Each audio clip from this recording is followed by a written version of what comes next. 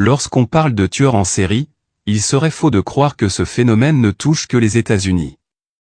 Si le nom de certains de ces grands criminels est connu du grand public, c'est bien évidemment et avant tout, à cause de l'horreur de leurs crimes, mais également à la grande médiatisation qu'on en fait. Il en découle une certaine mode où quelques-uns de ces tueurs deviennent même des héros de séries télévisées. Nous nous rendons aujourd'hui au pays de Galles, où je vais vous raconter l'histoire de Joseph Capone, l'étrangleur du samedi soir.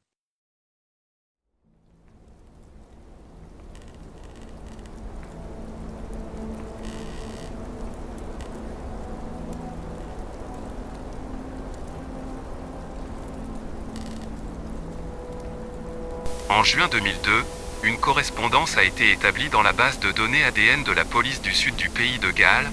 Elle allait mettre un terme à 29 ans de recherche.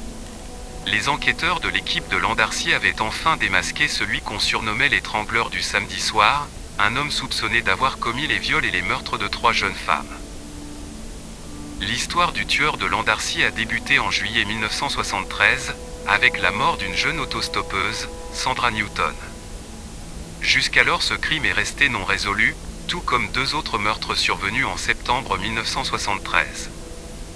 Dans leur traque de ce tueur vicieux, les détectives ont interrogé des dizaines de suspects. Avec l'aide d'un profileur psychologique, ils ont progressivement réduit leur liste de milliers de suspects à quelques centaines seulement. Mais en fin de compte, et malgré tous les efforts fournis, l'enquête a abouti à une impasse. Grâce au progrès des sciences médico-légales vers la fin des années 1990, la police a pu concentrer ses recherches sur le tueur en utilisant son empreinte génétique laissée sur la scène du crime. Cette affaire a donné lieu à l'une des plus grandes enquêtes policières de l'histoire du pays de Galles. Par une journée relativement chaude et ensoleillée de mai 2002, un grand groupe de personnes s'est rassemblé sur une colline escarpée du pays de Galles, au cimetière de Port Talbot. Il ne s'agissait pas de personnes en deuil assistant à des funérailles, mais d'une équipe composée de médecins légistes, de dentistes, de scientifiques, de pathologistes et de policiers, chargés d'exhumer un corps. Une grande tente bleue a été érigée sur la tombe de Joseph Capone, et après une longue attente, les fouilles ont commencé. Le temps est rapidement devenu très froid et une tempête a éclaté. De fortes pluies se sont abattues, le tonnerre s'est fait entendre et des éclairs ont fendu le ciel. Bien que ce fût une tâche macabre, le groupe espérait extraire l'ADN de Joseph Capone et le faire correspondre à celui de l'étrangleur du samedi soir, le premier tueur en série recensé au pays de Galles. Alors que le crépuscule tombait enfin après une longue journée de fouilles, l'équipe de détectives et d'experts légistes se penchait autour du grand trou nouvellement creusé dans le sol, tandis que le cercueil recouvert de terre était lentement ramené à la surface.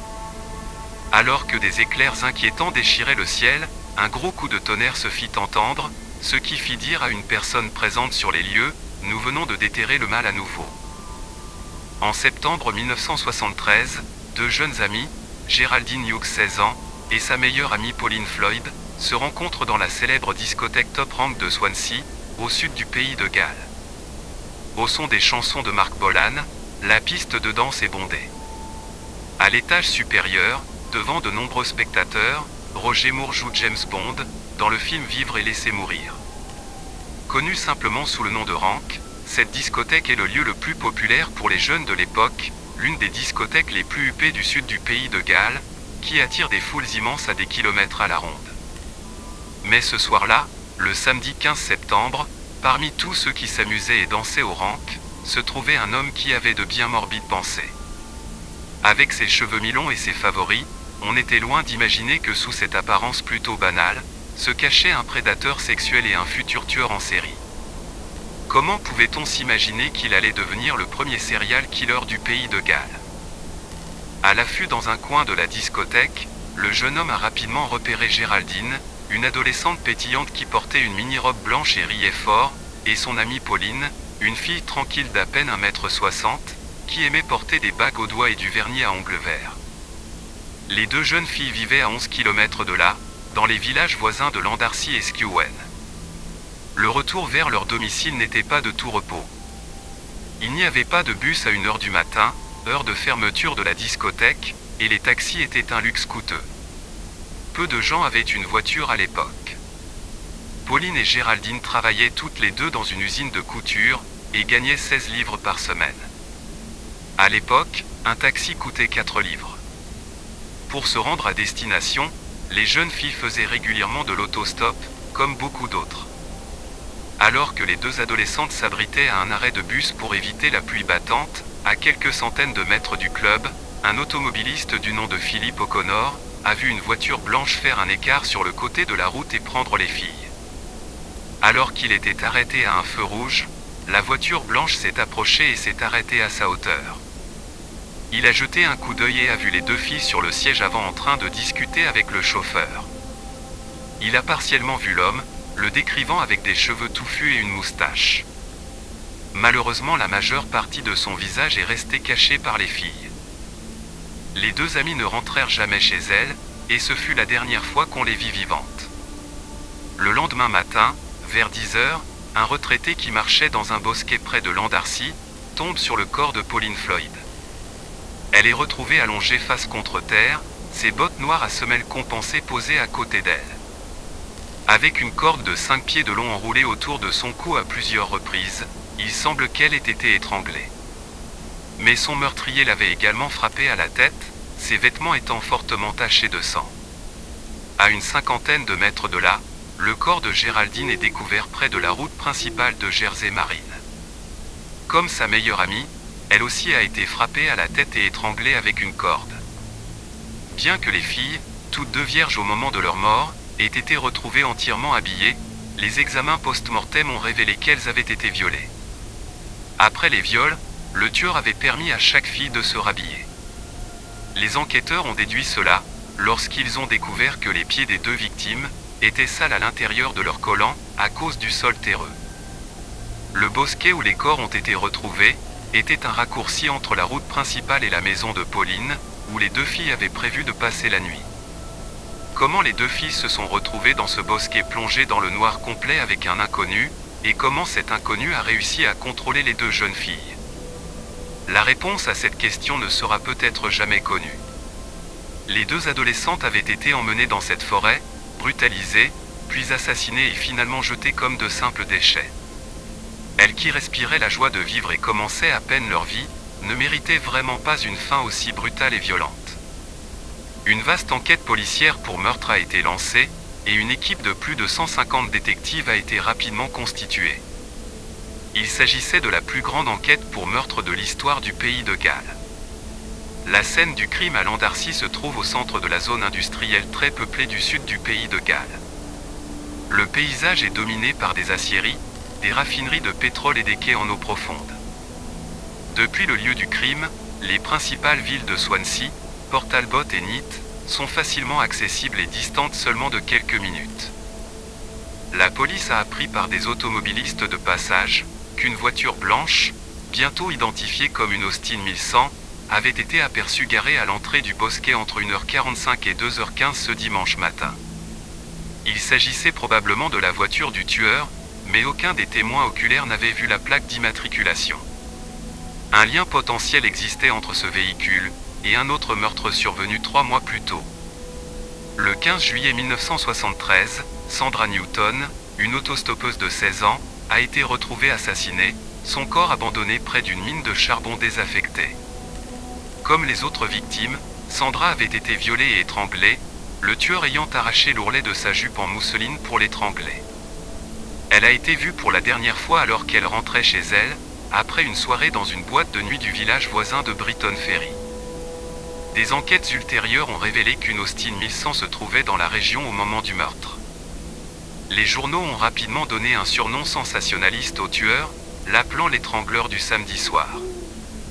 L'enquête policière, menée par le commissaire Ray Allen, a mis en place une cellule d'enquêteurs, uniquement affectée à résoudre ces deux affaires. En l'absence d'ordinateur pour compiler les informations, l'équipe s'est appuyée sur un système complexe d'indexation manuelle des fiches, ainsi que sur un tableau blanc de la taille d'un mur, divisé en petits carrés sur lesquels les enquêtes ou actions individuelles étaient répertoriées, puis barrées une fois terminées. Afin d'avertir le public des dangers de l'autostop, la police a imprimé une affiche sur laquelle on pouvait lire: Danger, l'autostop a conduit au meurtre, ne le faites pas. Barbara Williams, une amie proche de Pauline et Géraldine, se souvient. Il y avait des policiers, des chiens, des voitures qui circulaient tout le temps, partout. Personne ne marchait tard dans les rues. Ma mère ne me quittait pas des yeux. Cela aurait pu être le laitier, le facteur. Une avalanche d'informations, de rapports, d'accusations et de fausses pistes ont afflué au commissariat.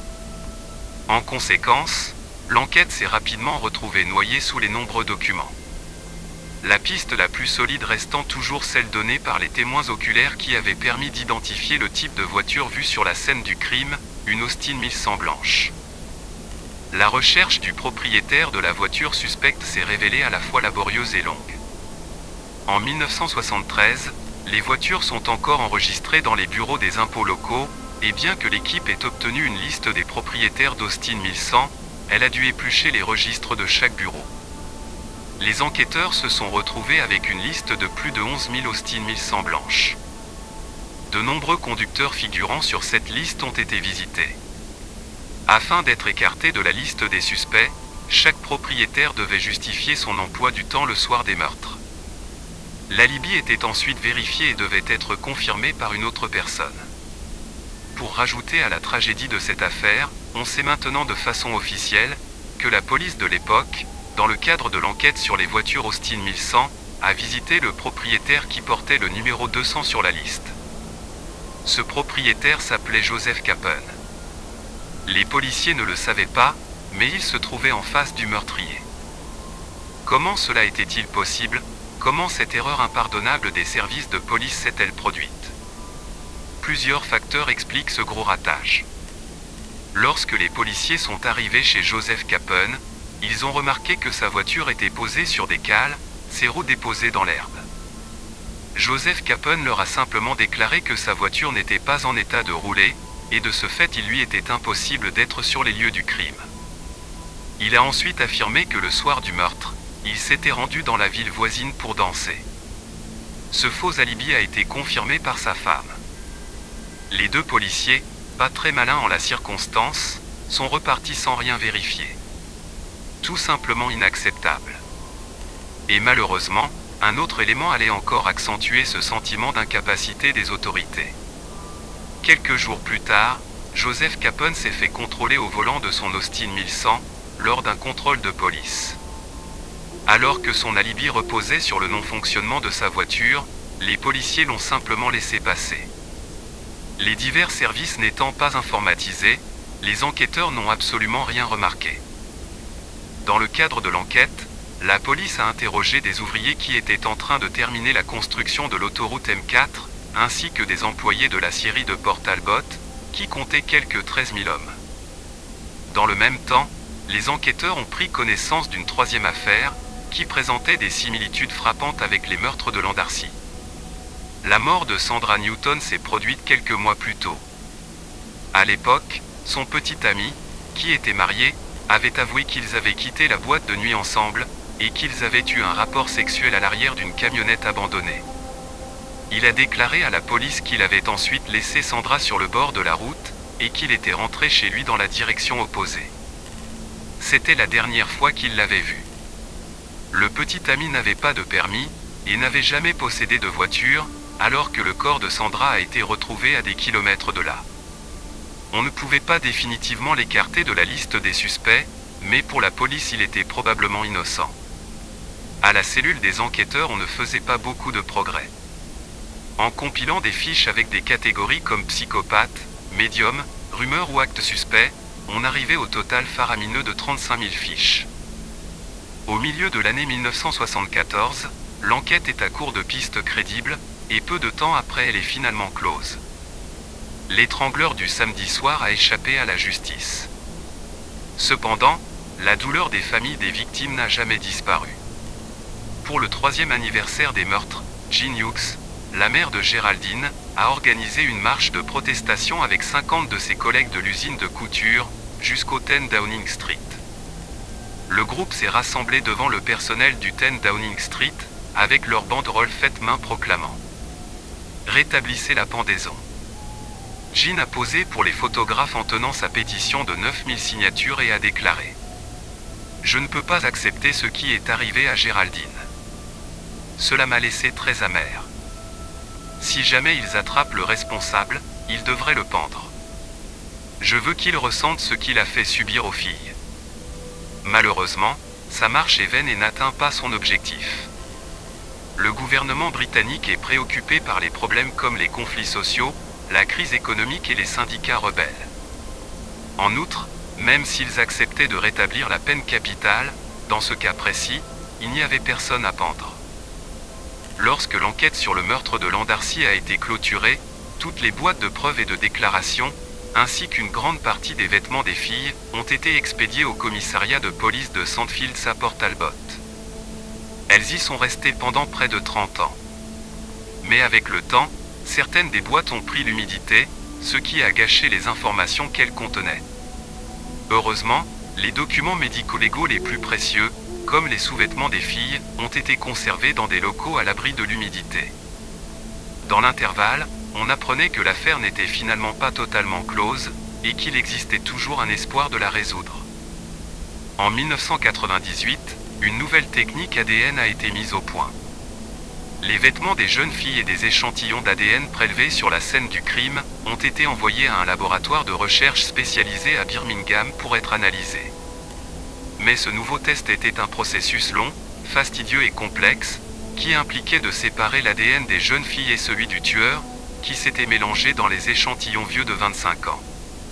Il a fallu près de 2 ans de travail avant que les scientifiques puissent obtenir un résultat. Les tests effectués sur les vêtements de Géraldine ont permis d'établir un profil ADN partiel du tueur. Les tests effectués sur ceux de Pauline étaient encore meilleurs. On a pu établir un profil génétique complet du tueur. Ce petit succès signifiait désormais que la police avait enfin une empreinte génétique du meurtrier. Mais ce qu'elle ignorait encore, c'était son identité. Afin de le localiser, une recherche a été effectuée dans la base de données nationale d'ADN criminel, qui contient 1,7 million de profils, mais le tueur de Landarcy n'en faisait pas partie. En janvier 2000, l'opération Magnum fut lancée, une nouvelle enquête officielle sur les meurtres de Landarcy, 27 ans après les faits. Cette nouvelle enquête criminelle fut considérée comme sans précédent, aucun meurtre britannique non résolu, n'ayant jamais été réexaminé avec succès aussi longtemps après les faits. L'équipe Magnum était considérablement plus petite que les précédentes équipes d'enquêteurs, et se composait uniquement de l'inspecteur en chef Paul Bethel, décrit comme un homme sociable et massif, et de 2 détectives, tous 2 vétérans de 30 ans, proches de la retraite. La nouvelle équipe dirigée par Bethel a reconstitué la cellule de crise des meurtres de Landarcy dans un ancien commissariat de police, dans une zone proche du lieu des crimes. Au cours de leur nouvelle recherche, l'équipe a découvert un certain nombre de viols non résolus dans la région de Neath. Ces viols présentaient une forte similitude avec les meurtres de Landarcy. Tout comme l'étrangleur du samedi soir, le violeur utilisait des cordes pour maîtriser ses victimes. Les jeunes femmes ont déclaré qu'il portait un anorak, avait une moustache et sentait le tabac. Les enquêteurs de l'opération Magnum ont décidé de se doter d'un outil d'enquête dont leurs collègues de 1973 ne disposaient pas, le profilage psychologique. Grâce au profil obtenu, ils ont pu éliminer de nombreux suspects sur les 35 000 fiches. Les percées de l'ADN ont également confirmé que le meurtrier de Sandra Newton était le même que celui qui avait tué Géraldine et Pauline. Aujourd'hui, les sciences médico-légales, les tests ADN, sont des choses qui nous sont familières, mais c'était loin d'être le cas il y a plus de 20 ans. En 2001, le docteur Jonathan Whittaker a eu une idée ingénieuse. Puisqu'il possédait l'ADN du tueur, il s'est dit qu'avec un peu de chance, celui-ci avait peut-être des enfants, et si c'était le cas, il pourrait en théorie avoir 50% d'ADN du tueur. Il possédait également le profil du meurtrier. Fort de ces 2 informations, il a reconsulté la base de données nationale des profils ADN, ne gardant que les profils génétiques les plus proches de celui du meurtrier. Une fois terminé, il n'avait plus que 100 noms sur sa liste. Parmi cette liste figurait un homme nommé Paul Capen, un voleur de voitures connu des services de police. En voyant ce nom sur leur liste, les enquêteurs ont pensé qu'ils étaient sur la bonne piste. Paul n'avait que 7 ans lorsque les meurtres de Landarcy ont eu lieu, mais le fait qu'il y ait 2 Capone dans les dossiers ne pouvait pas être qu'une simple coïncidence. Joseph Capone était désormais le suspect numéro 1. Le seul problème était qu'il était mort depuis 12 ans. Les 2 détectives sont retournés à Sandfields et ont demandé à sa femme Christine, ainsi qu'à sa fille Deborah, si elles acceptaient de fournir des échantillons d'ADN. Il a fallu 2 semaines pour traiter les résultats. Paul Bethel raconte ensuite. J'étais assis à mon bureau lorsque j'ai reçu l'appel du médecin légiste Colin Dark. Il parlait d'une correspondance partielle d'ADN. Je n'oublierai jamais ce qu'il m'a dit ensuite. Je pense que vous avez trouvé votre homme. C'était un sentiment étrange, très émotionnel. À ce moment-là, j'ai vraiment eu une boule dans la gorge. Le 24 décembre 2001, Bethel a demandé au ministre de l'Intérieur de l'époque l'autorisation d'exhumer les restes de son suspect. Bethel savait que le processus allait durer plusieurs mois. Durant ce laps de temps, il a retracé la vie et le parcours mortel de ce criminel. Joseph Capone est né le 30 octobre 1941, sous le nom de Joseph Margam. Il avait 6 frères et sœurs et a grandi à Port Talbot. Après le divorce de ses parents, il a été élevé par son beau-père. Il a passé de nombreuses années en prison pour des délits mineurs, vol de voiture, cambriolage, agression et vol de compteurs à gaz. Il a également travaillé comme chauffeur de camion ou de bus, et s'est fait une certaine notoriété en tant que videur, mais il n'a jamais conservé un emploi très longtemps. Il fumait énormément, assez pour tacher ses dents, et ses vêtements dégageaient une forte odeur de tabac. Il était solitaire et n'avait que peu d'amis. À l'âge de 20 ans, Joseph Capone a rencontré, sur le front de mer de Port Talbot, sa future femme Christine, qui avait 17 ans à l'époque. C'était en 1962, et personne n'avait d'argent à l'époque, raconte Christine Powell. On allait dans un café et on traînait. C'était septembre et il faisait froid. La première chose qui m'a attiré chez lui, c'est qu'il m'a acheté un chocolat chaud pour me réchauffer les mains. C'était la première fois que quelqu'un faisait quelque chose de gentil pour moi. Le couple a été marié pendant 18 ans avant de divorcer en 1980. Christine se souvient que le jeune homme d'1,80 m avait un teint sombre, presque italien, et des yeux bleus ardoise. Il était d'une silhouette imposante, et bien avant que ce soit à la mode, il s'entraînait avec des haltères. Joseph a été mon premier petit ami. Je ne savais rien du sexe, des hommes ou de quoi que ce soit. Il était tendre et affectueux. Il a toujours été obsédé par les voitures. Il y avait toujours 5 voitures en pièces détachées dans le jardin. Christine tombe enceinte pendant l'été 1963, et le couple se marie en février 1964. Il n'y aura pas de lune de miel. 10 jours plus tard, Joseph est condamné à 3 ans de prison pour cambriolage. Leur fille Deborah naît en avril, et Christine ne revoit Joseph qu'en août 1965. Christine a donné naissance à un second enfant et le couple a déménagé à Sandfields. Elle raconte qu'à cette époque tout a changé, et a viré au cauchemar. Joseph a commencé à la frapper régulièrement et à la violer toutes les 2 semaines. Les disputes étaient également fréquentes. Par peur des représailles, elle n'a jamais osé porter plainte. Son fils Paul a également rapporté aux enquêteurs un fait sordide concernant son père. Il se souvient qu'un jour, son père promenait son chien sur la plage, lorsqu'il a saisi un filet à étrangler le chien jusqu'à ce qu'il meure. Lorsque les enquêteurs ont demandé à Christine pourquoi elle avait donné un alibi à son mari lorsque les enquêteurs de 1973 étaient venus la trouver, elle leur a répondu ceci. « Je lui ai donné un alibi, mais je l'ai toujours fait lorsque la police venait frapper à la porte. » On apprend à le faire sans réfléchir. Capone a commencé à agresser des femmes, toutes inconnues de la police à l'époque, au début des années 1960. En 1964, il a attaqué une écolière de 15 ans, alors qu'elle marchait dans le quartier de Sandfields. Il l'a suivie de près, et alors qu'ils entraient dans une maison à moitié construite, il l'a jetée à terre et lui a sauté dessus.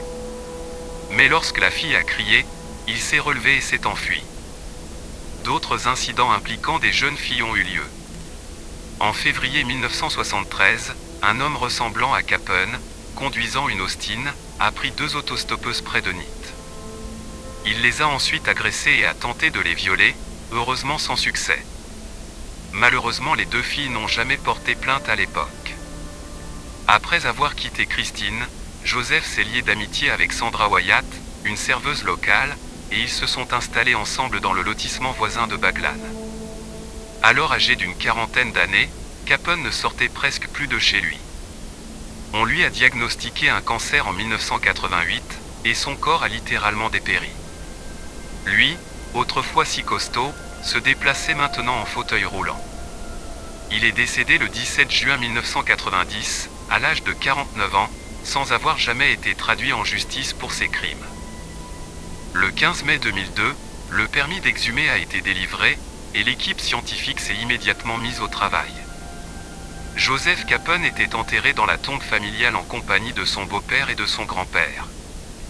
Son cercueil étant coincé au milieu, il a fallu déterrer les 3 corps. Les cercueils, tous intacts, ont été transportés dans une morgue locale et ouverte.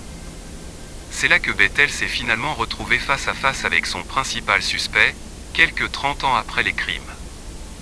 Des dents et un fémur, les endroits les plus susceptibles de contenir de l'ADN, ont été prélevés par des médecins légistes et envoyés pour analyse ADN. Après cela, Capone et ses proches ont été rapidement réenterrés. 3 semaines plus tard, les résultats des tests ADN sont arrivés. Le meurtrier était bel et bien Joseph Capone. Paradoxalement, l'équipe de l'opération Magnum avait des sentiments mitigés à propos de sa victoire. Satisfait d'avoir enfin identifié le coupable, mais comme l'a déclaré un enquêteur, ce n'était pas comme l'arrêter et le traduire devant un tribunal. Ce qui rendait Paul Bethel amer, c'est ce raté de l'enquête initiale lorsque Joseph Capone avait réussi à passer entre les mailles du filet. Pour les familles des jeunes filles assassinées, la longue attente est désormais terminée. Leurs proches peuvent enfin reposer en paix, même si leur meurtrier n'a jamais été traduit devant un tribunal pour être puni. Gene Hughes a déclaré : « Vous savez que le mal existe, mais vous ne croyez jamais qu'il vous touchera un jour, vous et les vôtres. Quand cela arrive, c'est une condamnation à vie en enfer. Nous essayons désormais de tourner la page, mais peut-on vraiment tourner la page lorsqu'on parle de l'enfer ? La traque de l'étrangleur du samedi soir, qui a duré des décennies et qui a commencé sur la piste de danse d'une discothèque des années 1970, s'est terminée lorsque le coupable a été démasqué et exhumé de sa tombe herbeuse.